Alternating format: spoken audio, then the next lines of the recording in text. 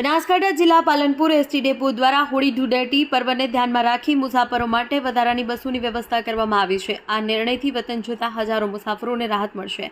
હોળી ધૂળેટીના તહેવાર નિમિત્તે ધંધા રોજગાર અર્થે બહાર રહેતા લોકો મોટી સંખ્યામાં પોતાના વતન પરત ફરે છે। આ કારણે એસટી બસ સ્ટેશનો પર મુસાફરોની ભારે ભીડ જોવા મળે છે। મુસાફરોની વધતી ભીડને પહોંચી વળવા ગુજરાત રાજ્ય માર્ગ પરિવહન નિગમ દ્વારા પાલનપુર ડેપો પરથી વિશેષ બસો દોડાવવામાં આવી છે। ખાસ કરી દાહોદ અને ઝાલોદ રૂટ પર 10 વધારાની બસો ફાળવવામાં આવી છે।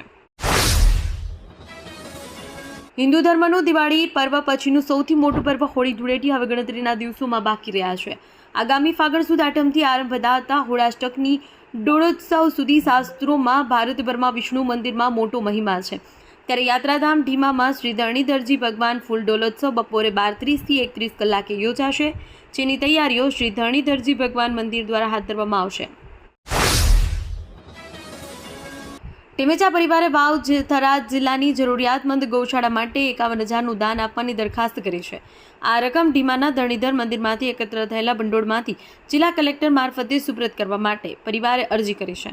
ધરણીધર તાલુકાના ઢીમા ખાતે આવેલું ભગવાન શ્રી ધરણીધરનું મંદિર મિની અંબાજી તરીકે વિશ્વ વિખ્યાત છે। આ મંદિરનું સંચાલન શ્રી ધરણીધર મંદિર ટ્રસ્ટ બનાસકાંઠા દ્વારા સેવક પરિવારની સમિતિ મારફતે થાય છે। હવામાન વિભાગે જાહેર કરેલી માહિતી અનુસાર બનાસકાંઠા જિલ્લા ડીસામાં આજે રાજ્યનું સૌથી વધુ તાપમાન 36 ડિગ્રી સેલ્સિયસ નોંધાયું છે। માર્ચ મહિનાની શરૂઆતમાં જ આટલો ઊંચો પારો પહોંચતા ડીસામાં ગરમીનો પ્રકોપ જોવા મળ્યો છે।